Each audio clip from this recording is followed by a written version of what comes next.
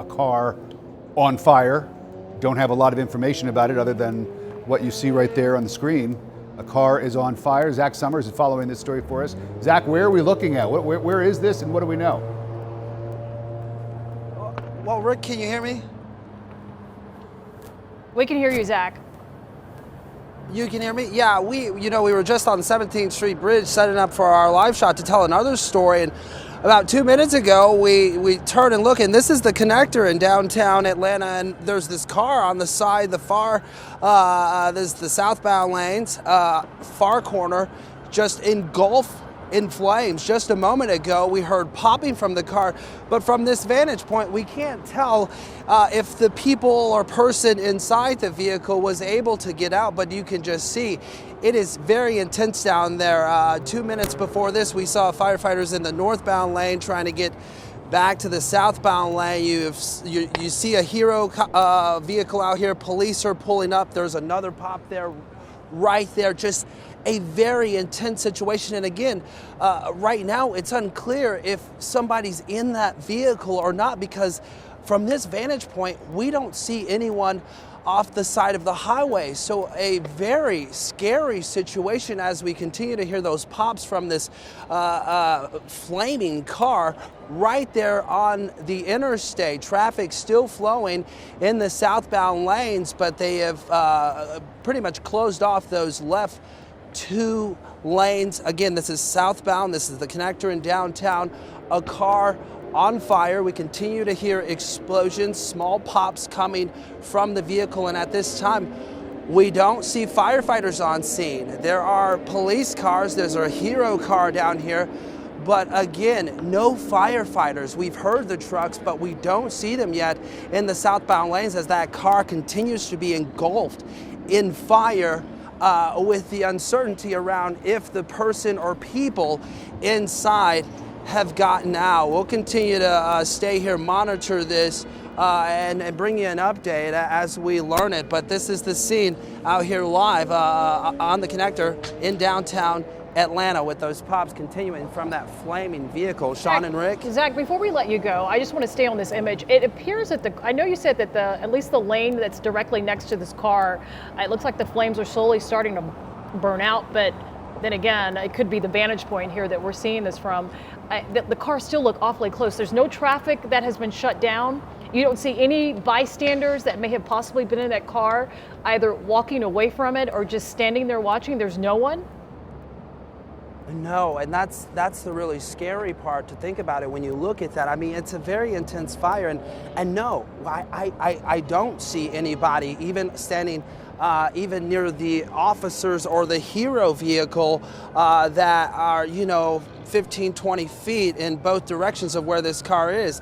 And again, yeah, the lane surrounding the vehicle, the immediate lane, it's closed right now, but traffic continues southbound here on the interstate. But yeah, what's scary is we just don't know if the person or people inside this vehicle have gotten out, because we do not see anybody right now. Zach, I'm starting to hear sirens. This burning car. I'm starting to hear sirens, at least yes, from our audio. Yes, the fire truck just pulled up here to the scene. So, there's a second one. So this is soon going to be an extinguished fire. But, like I've been saying, Sean, the sad part is at this moment we don't know about the person or people inside, because, again, we do not see anybody. We didn't see anybody get out of the vehicle, but by the time we saw it, the vehicle was already on fire. I guess if there's any good news is that the person got to the edge of the interstate, so maybe they were able to get out, but right now we just don't know that. But we see 2 fire trucks on scene, firefighters getting out, gonna spray this, and fortunately this all ends well here in downtown Atlanta tonight. Well, let's hope so. And anybody that might have been in that vehicle at the time that the flames began, I can't imagine them having made it out safely. So let's keep our fingers crossed on that the driver and anybody who might have been a passenger in that car were able to get away and get to safety before that fire really kicked in. But now you can see this car is fully engulfed in flames. And it's a little curious to see that the fire trucks have pulled up so close, but they are not yet putting any kind of chemicals or water on this fire. Perhaps they're doing that on purpose. I can only imagine that they know exactly what they're doing. Firefighters are trained to respond to situations like this and have to do it on a regular basis. So I will defer to them in terms of putting out the flames here. But you do know that they're there on the scene, watching all of this while traffic continues to move on the connector. I mean, if there is a sort of a good news aspect of this story, is that it hasn't really had a major impact on traffic, because these kinds of things, you mentioned it's a good thing that he got over to the shoulder, to the end of the side of the highway.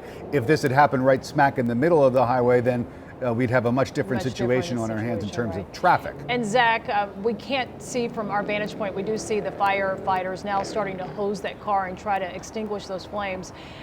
The traffic situation, whoa, I see it spreading too.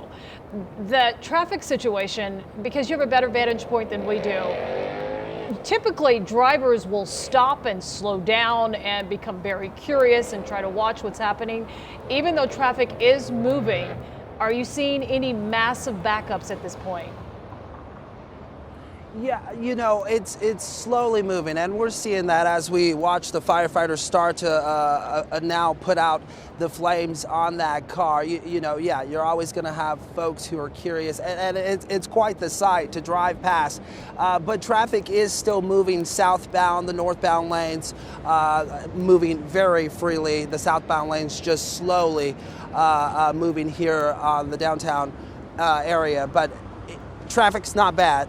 The good news, they're getting that flame out now, it appears, as we can, again, continue to wait to see if everybody got out safely. I can't even imagine what the environmental issues are when you have a car with fuel burning, rubber tires, the interior of a car, the metal, the smell there. Is it pretty strong? I mean, you seem to be somewhat far away from it, but still, that stench, I can only imagine how tough it is to breathe right now.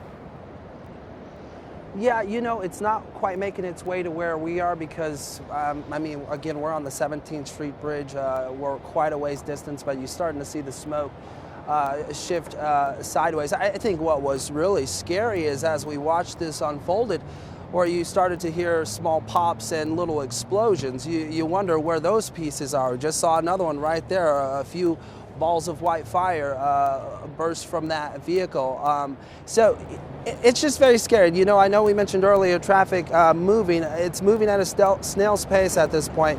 We see now that police are now shutting down what appears to be 2 lanes, possibly 3. So you can imagine if you're heading south through downtown, you're going to run into some traffic as you move through the downtown area as firefighters continue to work to get these flames out. And look, they've been on spraying this now for at least 5 minutes, it would seem, and we are still seeing flames come from that vehicle. So a very intense situation here on the interstate. And Zach, for those who are just joining us here at 9 o'clock, there is a car fire. Zach was originally assigned to another story. He happened to see this breaking en route to that location.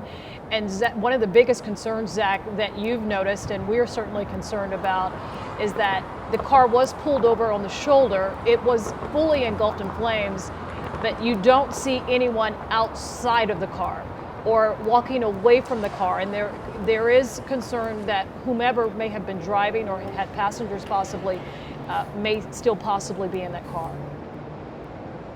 Yeah, that's what we're hoping is not the case. But this fire started, at least 10-15 minutes ago. We were listening to the president speak, address Congress, and then around 9:05, 9:06, we turned around and we saw flames coming from this vehicle, and it took firefighters, at least 10 minutes to get to the scene as police worked their way toward the burning car, and a hero vehicle made its way.